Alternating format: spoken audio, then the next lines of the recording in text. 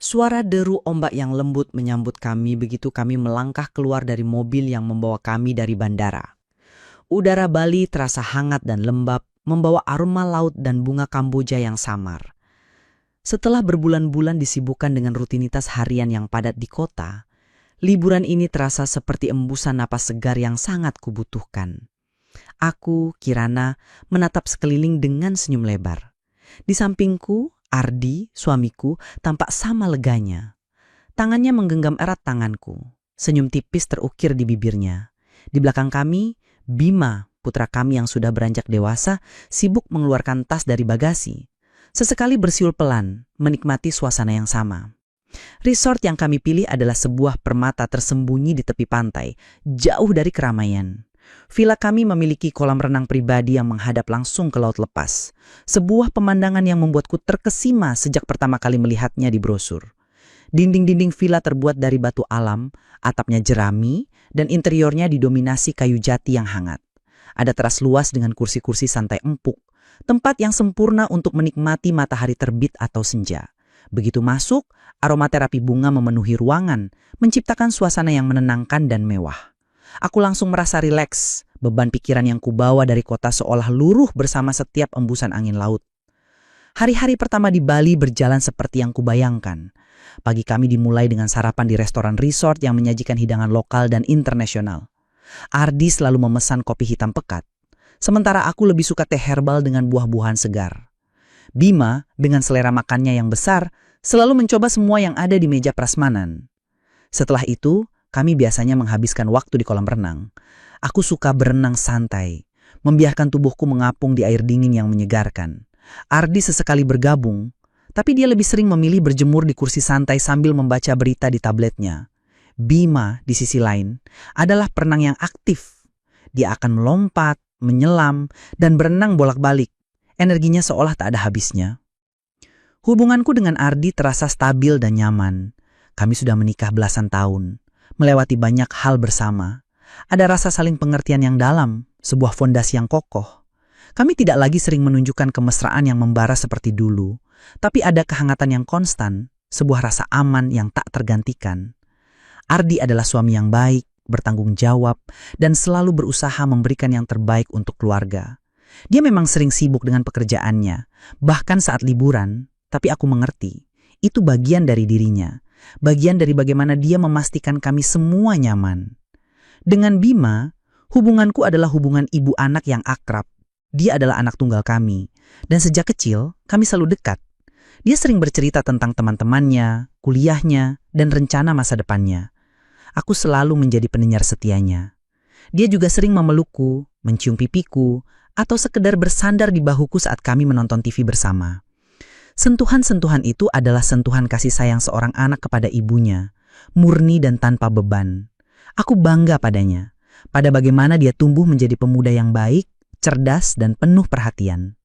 Liburan ini semakin mempererat ikatan kami, setidaknya itulah yang kupikirkan pada awalnya.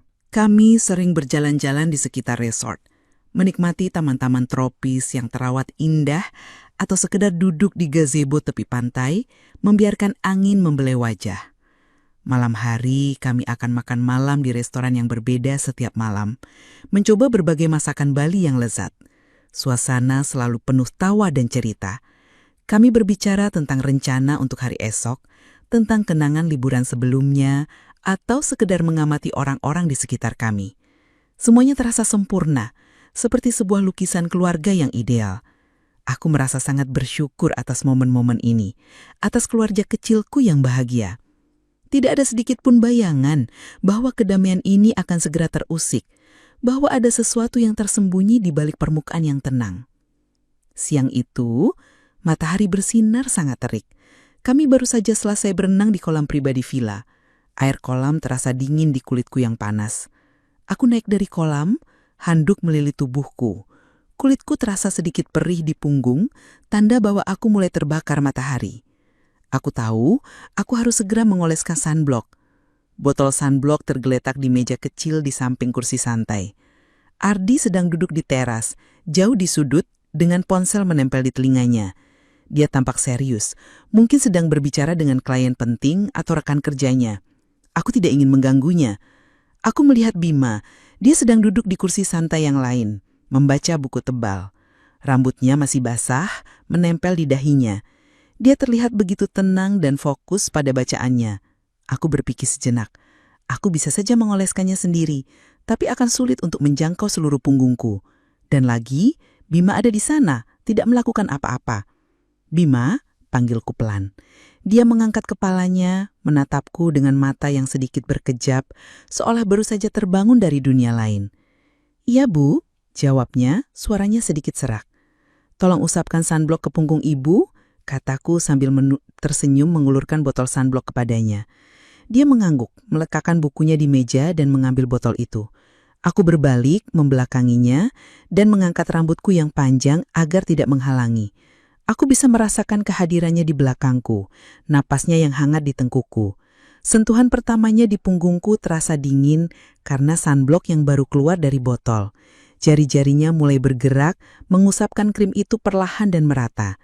Awalnya sentuhan itu terasa biasa saja, seperti sentuhan anak kepada ibunya, tanpa maksud lain, hanya membantu. Aku memejamkan mata sejenak menikmati sensasi dinginnya krim di kulitku yang hangat. Aku bisa merasakan setiap gerakan jarinya meratakan sunblock dari bahuku hingga ke punggung bagian bawah. Dia melakukannya dengan teliti memastikan tidak ada bagian yang terlewat. Aku hanya diam, membiarkan dia menyelesaikan tugasnya. Tidak ada pikiran aneh yang melintas di benakku. Ini adalah hal yang normal, hal yang sering terjadi di antara anggota keluarga. Namun setelah beberapa saat, aku mulai merasakan sesuatu yang sedikit berbeda. Sentuhan tangannya di punggungku terasa sedikit lebih lama dari yang seharusnya. Jari-jarinya tidak langsung terangkat setelah selesai mengusap satu area. Ada jeda kecil, sebuah sentuhan yang sedikit berlama-lama sebelum berpindah ke area berikutnya. Aku merasa sedikit aneh, sedikit tidak nyaman, tapi aku mencoba mengabaikannya. Mungkin hanya perasaanku saja, pikirku.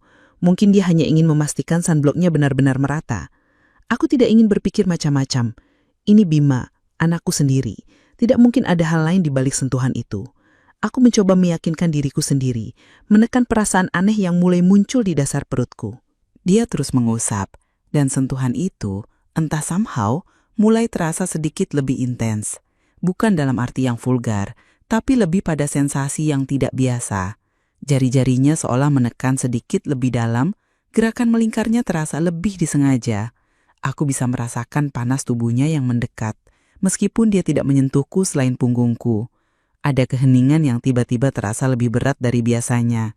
Aku tidak mendengar suara apapun selain suara ombak dan suara Ardi yang masih berbicara di telepon di kejauhan. Waktu seolah melambat. Aku hanya berdiri di sana, membelakangi Bima, merasakan sentuhan tangannya yang terus berlanjut di punggungku. Perasaan aneh itu semakin kuat, sebuah gejolak kecil yang mulai mengganggu ketenangan liburan kami. Aku tidak tahu apa yang sedang terjadi, tapi aku tahu ada sesuatu yang berubah. Setelah selesai dengan punggungku, Bima tidak melepaskan tangannya. Jari-jarinya masih menempel di kulitku, bergerak-gerak kecil seolah melatakan sisa-sisa krim yang sebenarnya sudah rata. Aku merasa canggung, sangat canggung. Keheningan di antara kami terasa tebal, lebih berat dari udara lembab Bali. Aku bisa merasakan detak jantungku sendiri berpacu lebih cepat. Ini bukan lagi sentuhan biasa.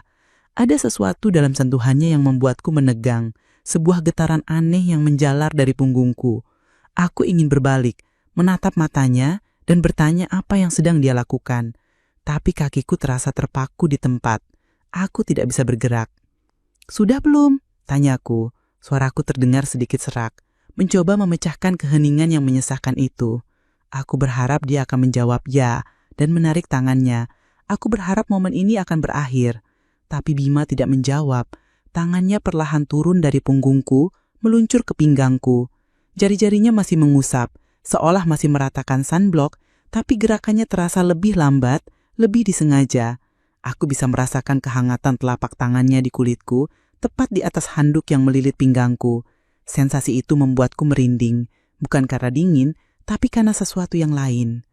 Ardi masih sibuk dengan teleponnya. Suaranya samar-samar terdengar dari teras, sebuah percakapan bisnis yang panjang dan membosankan. Atu melirik ke arahnya.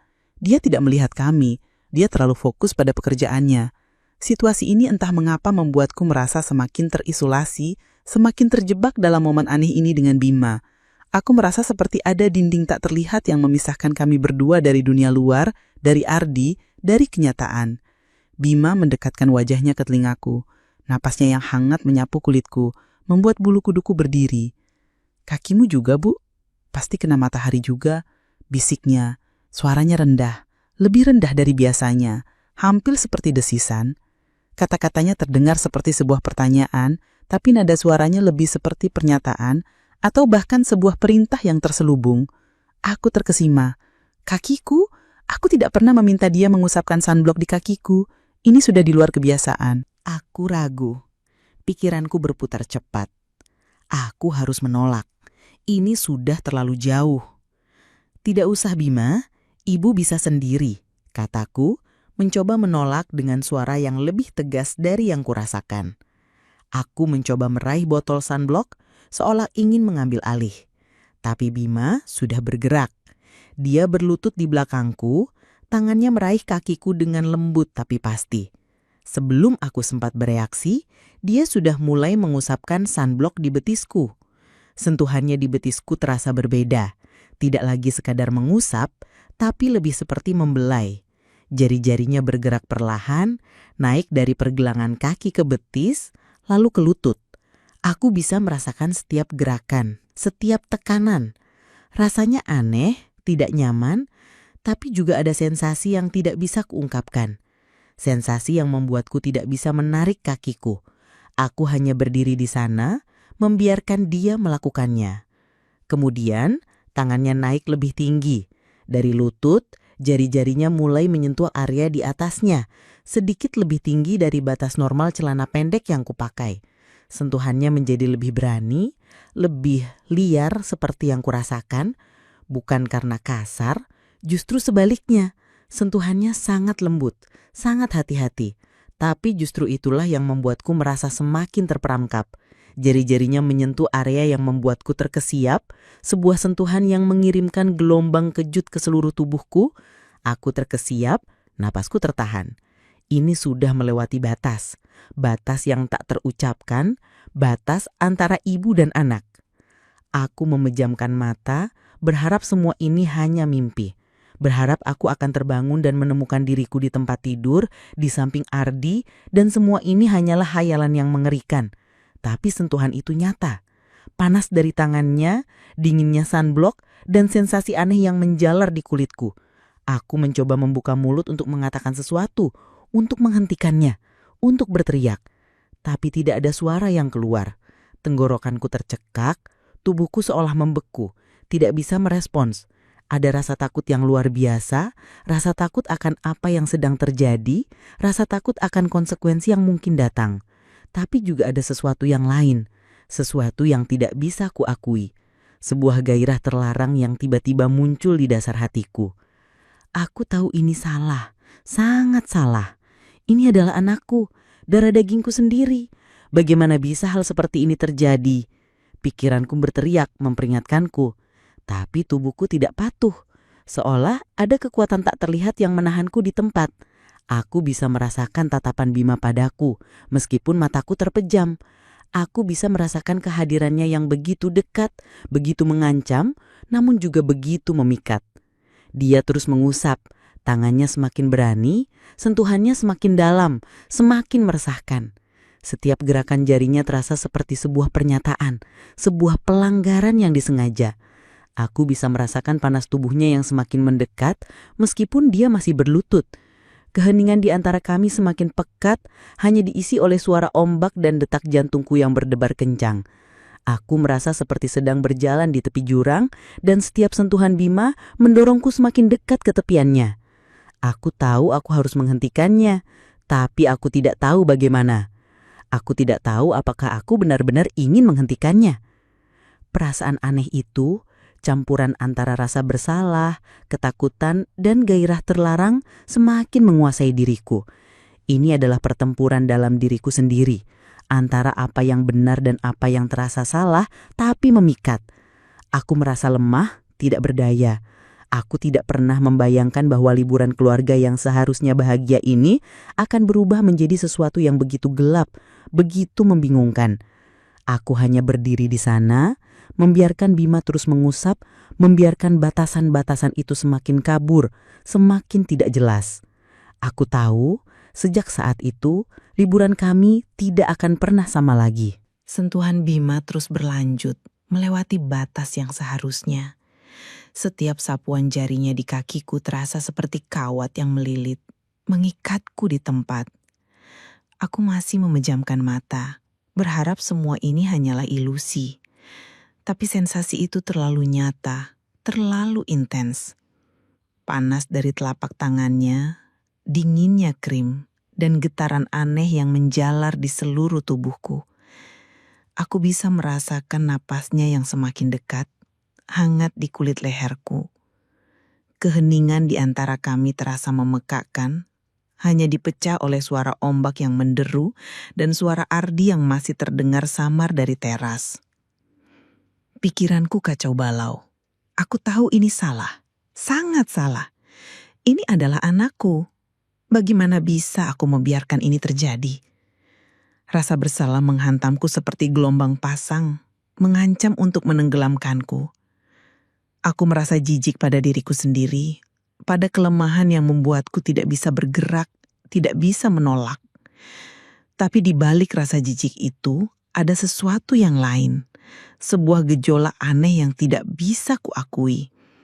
Sebuah rasa penasaran yang gelap, sebuah gairah terlarang yang tiba-tiba muncul di dasar hatiku, menantang semua yang kupercayai. Aku membuka mata perlahan. Bima sudah berdiri tegak di belakangku, sangat dekat. Matanya menatapku lurus, intens. Di matanya aku melihat pantulan ketakutan dan kebingungan, sama seperti yang kurasakan. Tapi juga ada keinginan yang membara, sebuah nyala api yang tidak seharusnya ada di mata seorang anak saat menatap ibunya. Kami saling menatap, sebuah komunikasi tanpa kata yang lebih kuat dari ribuan kalimat. Kami berdua tahu apa yang sedang terjadi, apa yang telah dimulai. Dia tidak mengatakan apa-apa. Tangannya perlahan naik dari kakiku, menyusuri punggungku lagi, kali ini tanpa sunblock. Sentuhannya terasa seperti membakar kulitku. Jari-jarinya menyentuh bahuku, lalu perlahan naik ke leherku, membelai tengkukku. Aku menegang, tapi tidak menolak. Tubuhku seolah memiliki pikirannya sendiri, merespon sentuhannya dengan cara yang tidak pernah kuduga. Ardi masih di teras, suaranya sesekali terdengar, tawa kecil, lalu kembali serius. Dia tidak tahu, dia tidak akan pernah tahu. Pikiran itu seharusnya membuatku lega, tapi justru memperparah rasa bersalahku. Kami berdua, di sini, di bawah hidungnya, melampaui batas yang tak terbayangkan. Ini adalah pengkhianatan, bukan hanya terhadap Ardi, tapi juga terhadap ikatan suci antara ibu dan anak. Bima mendekatkan wajahnya, aku bisa merasakan napasnya di bibirku. Jantungku berdebar sangat kencang, seolah ingin melompat keluar dari dadaku. Aku memejamkan mata lagi, tidak sanggup menatapnya. Lalu aku merasakan sentuhan bibirnya di bibirku. Sebuah ciuman. Dalam, penuh gairah yang tidak seharusnya ada. Pikiran warasku berteriak untuk berhenti, untuk mendorongnya menjauh, untuk mengakhiri kegilaan ini. Tapi tubuhku tidak patuh. Aku membalas ciuman itu, tanpa sadar, tanpa bisa mengendalikan diri.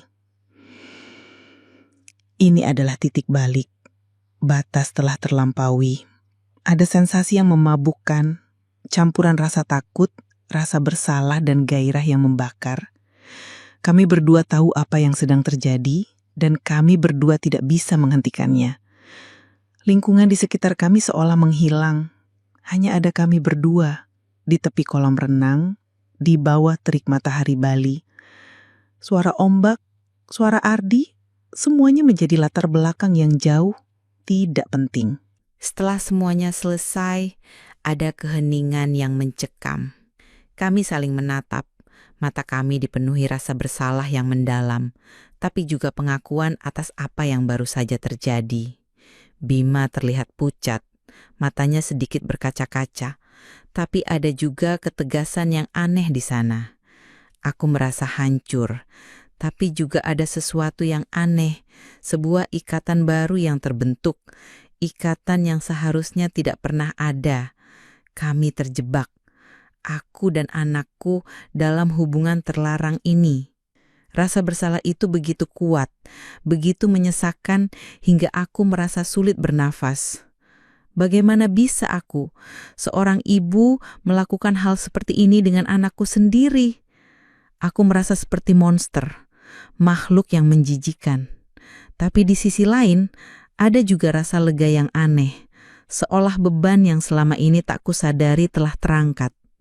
Sebuah beban dari batasan yang kini telah hancur. Ini adalah kontradiksi yang mengerikan, sebuah pertempuran antara akal sehat dan naluri yang tak terkendali. Bima menarik diri sedikit, tapi matanya tidak lepas dariku. Dia mengulurkan tangannya, menyentuh pipiku. Sentuhannya lembut, penuh penyesalan, tapi juga ada jejak kepemilikan.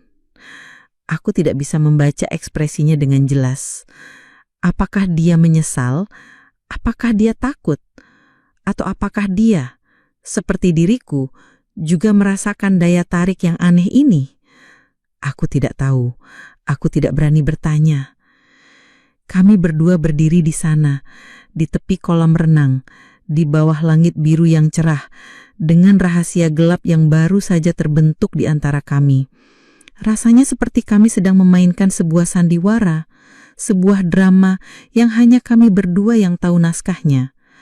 Ardi masih di teras, suaranya sesekali terdengar memanggil nama seseorang di telepon.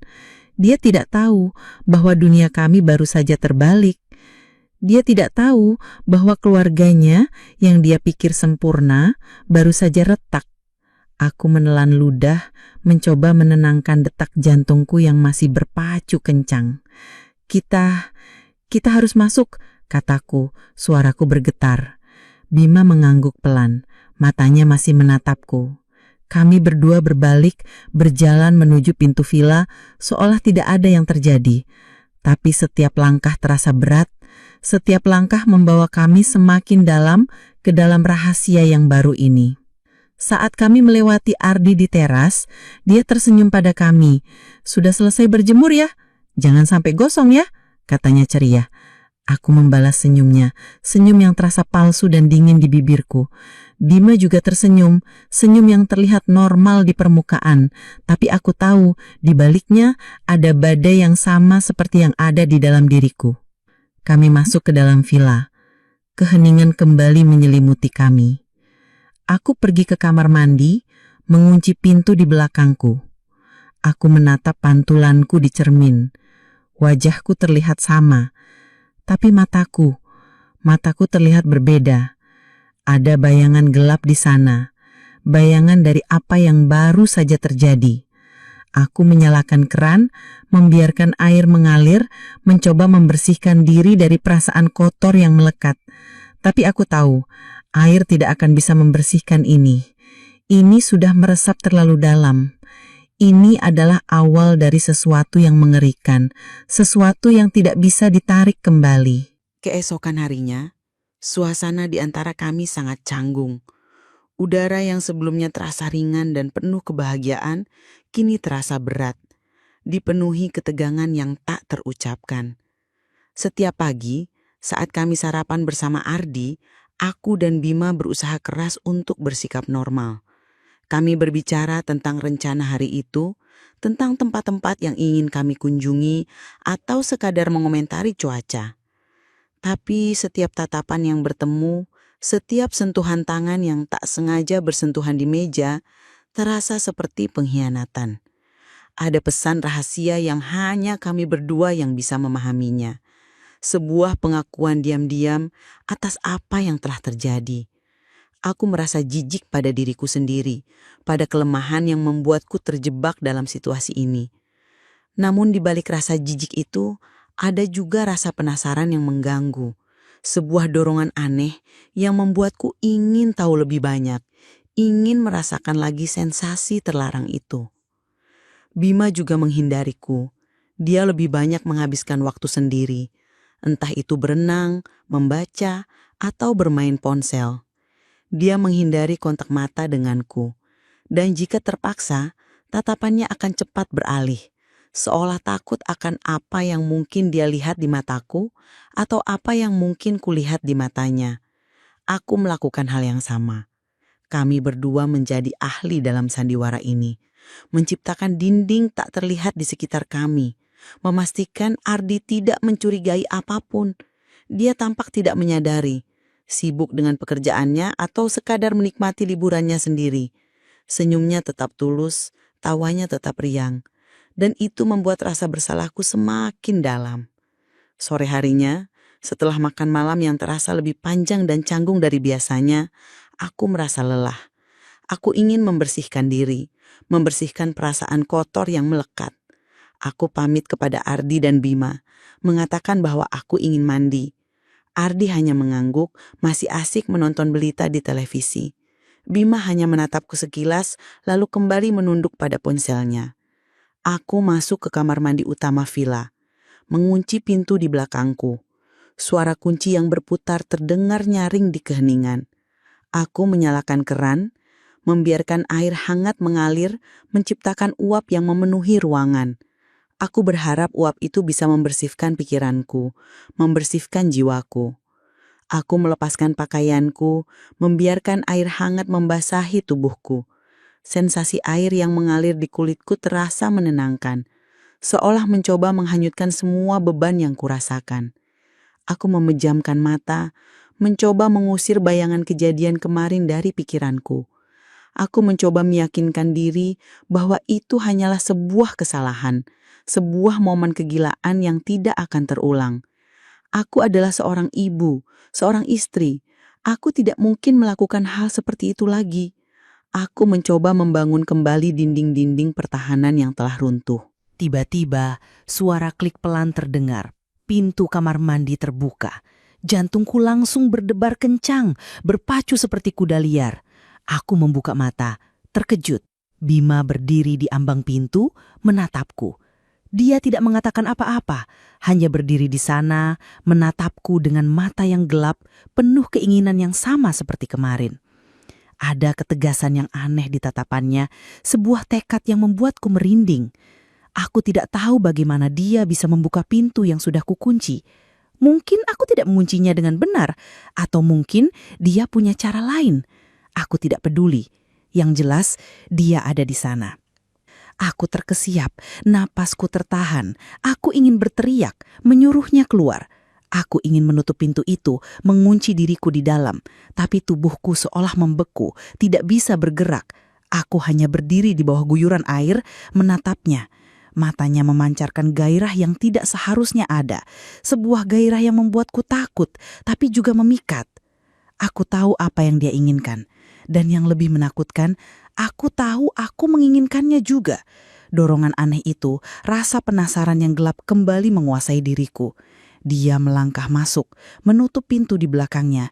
Suara air yang mengalir dari shower menjadi satu-satunya suara di ruangan itu, menyamarkan suara napas kami yang semakin memburu.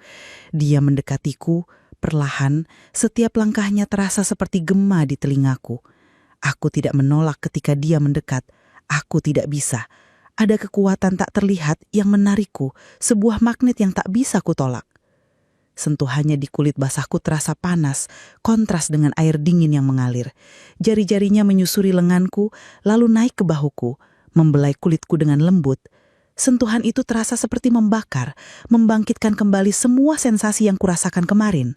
Rasa bersalah itu masih ada, menggerogoti hatiku, tapi kini tertutup oleh sensasi terlarang yang memabukkan, sebuah euforia gelap yang membuatku melupakan segalanya.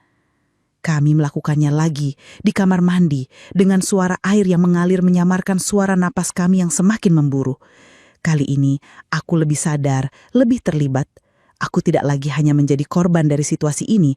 Ada bagian dari diriku yang secara aktif membalas, yang menginginkan lebih. Ini adalah kegilaan, pikirku. Ini adalah kehancuran.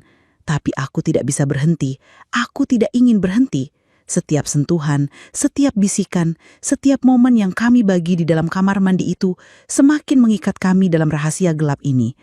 Setelah semuanya selesai, kami hanya berdiri di bawah guyuran air, terdiam.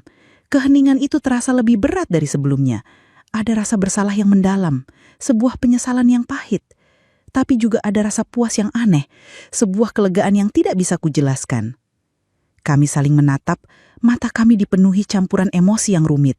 Rasa bersalah, ketakutan, penyesalan, tapi juga sebuah pengakuan diam-diam atas ikatan baru yang telah terbentuk. Aku mematikan shower, suara air berhenti, dan keheningan kembali menyelimuti kami, kali ini lebih pekat. Bima mengambil handuk, mengeringkan rambutnya sendiri, lalu mengeringkan rambutku. Sentuhannya lembut, penuh perhatian, seperti anak yang merawat ibunya. Tapi aku tahu, di balik sentuhan itu, ada makna yang jauh lebih dalam, makna yang hanya kami berdua yang tahu. Kami keluar dari kamar mandi, kembali ke ruang tamu. Ardi masih di sana, di depan televisi, seolah tidak ada yang terjadi. Dia tersenyum pada kami. "Sudah selesai mandinya? Segar kan?" tanyanya. Aku mengangguk, mencoba tersenyum kembali. Senyum itu terasa kaku di bibirku, seperti topeng yang kupakai untuk menyembunyikan badai di dalam diriku. Bima juga mengangguk. Wajahnya terlihat tenang, seolah tidak ada apa-apa yang baru saja terjadi. Kami duduk di sofa, menonton televisi bersamanya. Tapi pikiranku melayang jauh. Aku tidak bisa fokus pada berita yang sedang tayang. Pikiranku dipenuhi oleh bayangan kejadian di kamar mandi. Bagaimana ini bisa terjadi? Bagaimana aku bisa membiarkan ini terjadi lagi? Aku merasa seperti sedang berjalan di atas tali tipis dengan jurang di kedua sisinya. Satu langkah salah, dan semuanya akan hancur. Rahasia ini semakin dalam, semakin gelap. Ini bukan lagi hanya sebuah kesalahan, sebuah momen kegilaan. Ini adalah sebuah pola, sebuah ikatan yang terbentuk. Aku tahu, sejak saat itu, hidupku tidak akan pernah sama lagi. Liburan yang seharusnya bahagia ini telah berubah menjadi sebuah penjara rahasia di mana aku dan anakku terjebak dalam hubungan terlarang tanpa sekalipun ada yang tahu. Atau setidaknya begitulah yang kami pikirkan. Sisa hari liburan terasa seperti mimpi buruk yang indah. Setiap pagi, aku terbangun dengan perasaan campur aduk. Lega karena rahasia kami masih aman. Tapi juga cemas akan apa yang akan terjadi selanjutnya. Udara Bali yang seharusnya membawa kedamaian, kini terasa menyesakan, dipenuhi oleh ketegangan yang tak terlihat. Aku dan Bima menjadi ahli dalam seni sandiwara. Di depan Ardi, kami adalah ibu dan anak yang normal, istri dan suami yang bahagia. Kami tertawa pada leluconnya, kami ikut mengomentari berita, kami berpose untuk foto keluarga dengan senyum lebar yang terasa palsu di bibir kami. Tapi di balik senyum itu, ada bayangan gelap yang terus menghantui kami. Sebuah rahasia yang mengikat kami dalam cara yang mengerikan. Setiap kali Ardi tidak ada, atau saat kami berdua saja, ada ketegangan yang tak terucapkan di antara aku dan Bima. Tatapan curi-curi menjadi hal biasa. Matanya akan mencari mataku, dan aku akan membalasnya dengan tatapan yang sama. Penuh pertanyaan, ketakutan, dan sesuatu yang lain yang tidak bisa kuungkapkan. Sentuhan singkat yang disengaja juga sering terjadi. Jari-jari yang tak sengaja bersentuhan saat mengambil makanan di meja, lengan yang saling menyentuh saat berjalan berdekatan, atau bahu yang bersinggungan saat melewati satu sama lain di lorong villa. Sentuhan-sentuhan itu terasa seperti sengatan listrik, mengirimkan gelombang kejut ke seluruh tubuhku, membangkitkan kembali semua sensasi terlarang yang kurasakan. Bisikan-bisikan rendah juga menjadi bagian dari rutinitas kami. Terkadang, saat Ardi sedang di kamar mandi atau sedang menelpon di teras, Bima akan mendekatiku. "Ibu baik-baik saja?" bisiknya. Suaranya rendah dan penuh perhatian, tapi matanya memancarkan sesuatu yang lain. Aku akan mengangguk atau membalas dengan bisikan yang sama. "Kamu juga." Percakapan singkat itu terasa seperti kode rahasia, sebuah konfirmasi bahwa kami berdua masih berada di dalam lingkaran gelap ini, bahwa kami berdua masih terjebak. Aku sering merenung sendirian di malam hari, saat Ardi sudah terlelap di sampingku. Aku akan menatap langit-langit kamar, membiarkan pikiranku melayang. Apa yang telah kulakukan? Bagaimana ini bisa terjadi? Aku tahu ini salah, sangat salah. Ini adalah dosa besar, sebuah pelanggaran terhadap semua norma dan nilai yang kupegang teguh. Aku merasa seperti monster, makhluk yang menjijikan. Rasa bersalah itu begitu kuat, begitu menyesakan, hingga aku sering merasa sulit bernafas. Aku membayangkan jika Ardi tahu, jika dunia tahu, kehancuran yang akan menimpa keluarga kami. Reputasi kami, kebahagiaan kami, semuanya akan hancur berkeping-keping. Tapi di sisi lain, ada juga sebuah kontradiksi yang mengerikan. Ada bagian dari diriku yang tidak bisa melepaskan diri dari sensasi terlarang itu. Ada rasa penasaran yang gelap, sebuah daya tarik yang aneh yang membuatku terus menginginkan lebih. Ini adalah pertempuran dalam diriku sendiri, antara akal sehat dan naluri yang tak terkendali. Aku merasa lemah, tidak berdaya di hadapan dorongan ini. Aku tidak pernah membayangkan bahwa aku akan menjadi seperti ini, bahwa aku akan terjebak dalam pusaran kegilaan ini. Ikatan baru yang terbentuk antara aku dan Bima terasa begitu kuat, begitu nyata. Itu adalah ikatan yang seharusnya tidak pernah ada. Ikatan yang dibangun di atas rahasia dan pengkhianatan. Aku melihat Bima dan aku melihat diriku sendiri di matanya. Terjebak, takut, tapi juga terikat. Kami berdua adalah tawanan dari rahasia ini, terpaksa menjalani hidup dengan topeng, menyembunyikan kebenaran dari dunia. Setiap hari adalah perjuangan untuk mempertahankan sandiwara ini. Kami harus berhati-hati dengan setiap kata, setiap gerakan, setiap tatapan. Kami harus memastikan tidak ada yang tahu. Rasa takut akan terbongkarnya rahasia ini selalu ada, mengintai di setiap sudut. Setiap kali Ardi menatap kami dengan tatapan yang sedikit lebih lama dari biasanya, jantungku akan berdebar kencang. Takut dia akan melihat sesuatu di mata kami, sesuatu yang akan membongkar semuanya.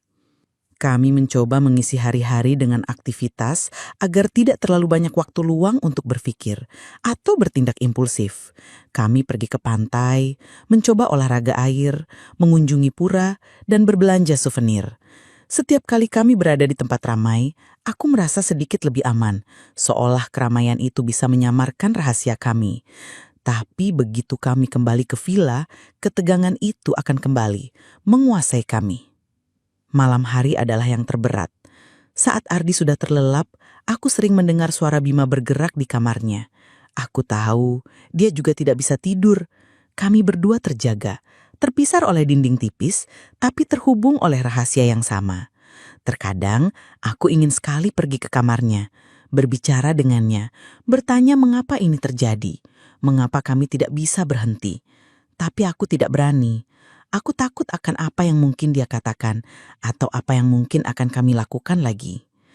Aku merasa seperti sedang hidup dalam dua dunia yang berbeda. Satu dunia adalah dunia nyata, di mana aku adalah Kirana, istri Ardi, ibu Bima, menjalani hidup yang normal dan bahagia. Dunia yang lain adalah dunia rahasia, di mana aku adalah Kirana, yang terjebak dalam hubungan terlarang dengan anakku sendiri, penuh rasa bersalah dan gairah yang membakar. Kedua dunia ini terus berbenturan, menciptakan konflik batin yang tak berusai. Liburan ini yang seharusnya menjadi waktu untuk bersantai dan menikmati kebersamaan keluarga, kini telah berubah menjadi ujian yang mengerikan. Setiap hari adalah perjuangan untuk mempertahankan kewarasan, untuk tidak membiarkan rahasia ini menghancurkan kami sepenuhnya. Aku tahu ini tidak akan berakhir di sini. Ketika kami kembali ke rumah, rahasia ini akan ikut pulang bersama kami. Terus menghantui, terus mengikat. Dan aku tidak tahu bagaimana kami akan bisa hidup dengan beban ini tanpa ada seorang pun yang tahu. Atau setidaknya, begitulah yang kami pikirkan. Hari terakhir liburan tiba. Ada perasaan campur aduk yang membanjiri diriku. Lega bercampur cemas. Lega karena kami akan segera pulang, menjauh dari tempat yang menjadi saksi bisu kejatuhan kami. Villa mewah ini yang awalnya terasa seperti surga, kini terasa seperti sangkar emas yang menyimpan rahasia gelap kami. Setiap sudut, setiap bayangan seolah menyimpan kenangan dari sentuhan-sentuhan terlarang itu, dari bisikan-bisikan yang seharusnya tidak pernah ada. Aku ingin melarikan diri dari semua ini, dari ingatan yang terus menghantui. Namun di sisi lain, ada juga kecemasan yang mendalam. Aku tahu, ini tidak akan berakhir di sini. Hubungan terlarang ini sudah terlalu dalam, terlalu mengakar. Rasanya seperti sebuah tali yang melilit kami berdua. Semakin erat setiap kali kami mencoba melepaskan diri. Aku tidak tahu bagaimana kami akan bisa kembali ke rutinitas normal di rumah. Berpura-pura seolah tidak ada yang terjadi, sementara rahasia ini terus menggerogoti kami dari dalam. Pagi itu, suasana sarapan terasa lebih sunyi dari biasanya.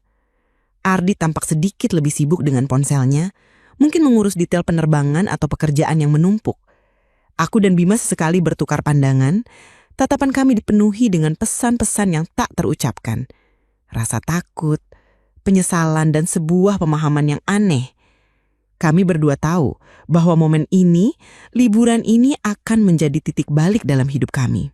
Setelah sarapan, kami mulai mengemas barang-barang. Koper-koper yang sebelumnya terasa ringan saat datang, kini terasa berat, seolah membawa beban rahasia kami. Ardi pergi ke lobi untuk mengurus administrasi check-out. Dia meninggalkan kami berdua di villa. Sebuah keheningan yang tiba-tiba terasa begitu pekat, begitu intim. Aku mencoba fokus pada melipat pakaian, tapi pikiranku terus melayang. Bima mendekatiku. Dia tidak mengatakan apa-apa, hanya berdiri di sampingku. Aku bisa merasakan kehadirannya yang begitu dekat, begitu familiar, namun kini juga begitu asing. Ada ketegangan yang tak terlihat di antara kami, sebuah medan magnet yang menarik kami berdua. Dia mengulurkan tangannya, menyentuh tanganku yang sedang memegang lipatan baju. Sentuhannya lembut, tapi aku bisa merasakan getaran yang menjalar di seluruh tubuhku. Dia mengusap punggung tanganku dengan ibu jarinya, sebuah gerakan kecil yang penuh makna. Aku menatapnya. Matanya gelap, memancarkan campuran emosi yang rumit. Rasa bersalah, ketakutan, tapi juga sebuah keinginan yang tak terpadamkan. Aku melihat pantulan diriku sendiri di matanya. Seorang wanita yang terjebak dalam pusaran yang seharusnya tidak pernah ada. Tidak ada kata-kata yang diucapkan. Kami tidak perlu kata-kata. Kami berdua tahu. Kami berdua tahu bahwa ini bukan perpisahan. Ini adalah awal dari sesuatu yang lebih gelap, lebih rumit. Sebuah perjalanan yang tidak kami tahu kemana akan membawa kami. Tiba-tiba, suara pintu villa terbuka. Ardi masuk. Kami berdua segera melepaskan tangan, berpura-pura sibuk dengan koper masing-masing. Jantungku berdebar kencang, takut Ardi akan melihat sesuatu, mencurigai sesuatu. Tapi dia tidak. Dia tersenyum pada kami, senyum tulus yang membuat rasa bersalahku semakin dalam. "Sudah siap? Ayo kita pulang," katanya. Suaranya ceria, tidak menyadari badai yang baru saja terjadi di villa ini. Aku mengangguk mencoba tersenyum kembali. Senyum itu terasa kaku di bibirku, seperti topeng yang kupakai untuk menyembunyikan badai di dalam diriku. Bima juga tersenyum, senyum yang terlihat normal di permukaan, tapi aku tahu, di baliknya ada badai yang sama seperti yang ada di dalam diriku. Kami mengangkat koper-koper kami, berjalan keluar dari villa. Setiap langkah terasa berat, setiap langkah membawa kami semakin dalam ke dalam rahasia yang baru ini. Saat kami berjalan melewati lobi, aku melirik ke belakang. Villa itu tampak tenang dan indah dari luar, seolah tidak ada apapun yang terjadi di dalamnya. Tapi aku tahu, di balik dinding-dinding itu ada cerita yang tersembunyi. Sebuah rahasia yang akan terus menghantui Kani. Aku merasakan tatapan Bima di punggungku. Aku tidak perlu menoleh untuk tahu bahwa dia juga merasakan hal yang sama. Bahwa dia juga terjebak dalam lingkaran ini bersamaku. Kami naik ke mobil yang akan membawa kami ke bandara. Perjalanan terasa sunyi. Ardi sesekali berbicara tentang pekerjaan atau rencana setelah liburan. Tapi aku hanya mengangguk, pikiranku melayang jauh. Aku memandang keluar jendela melihat pemandangan Bali yang indah berlalu. Pulau ini yang seharusnya menjadi tempat kenangan indah, kini telah menjadi saksi bisu kejatuhan kami. Tempat di mana batas-batas terlampaui dan rahasia gelap terbentuk. Di bandara, saat kami menunggu penerbangan, aku melihat Bima. Dia duduk di kursi di seberangku, sibuk dengan ponselnya. Dia terlihat seperti pemuda normal lainnya.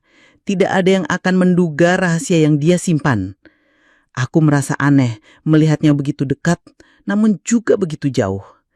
Kami adalah ibu dan anak, tapi juga sesuatu yang lain, sesuatu yang terlarang, sesuatu yang tidak bisa diucapkan. Pesawat kami lepas landas, meninggalkan Bali di bawah sana. Aku menatap awan dari jendela, membiarkan pikiranku melayang. Aku tahu ini belum berakhir. Ini baru permulaan dari rahasia yang akan terus kami bawa. Rahasia yang akan terus menghantui kami, mengikat kami dalam cara yang tidak sehat. Kami akan kembali ke kehidupan normal kami, ke rumah kami, ke rutinitas kami. Tapi di balik semua itu, rahasia ini akan tetap ada, tersembunyi dari pandangan dunia, tanpa ada seorang pun yang tahu. Atau setidaknya, begitulah yang kami pikirkan. Bagaimana jika suatu hari rahasia ini terbongkar? Bagaimana jika ada yang tahu? Pikiran itu membuatku merinding, sebuah ketakutan yang akan terus menghantuiku, mungkin selamanya.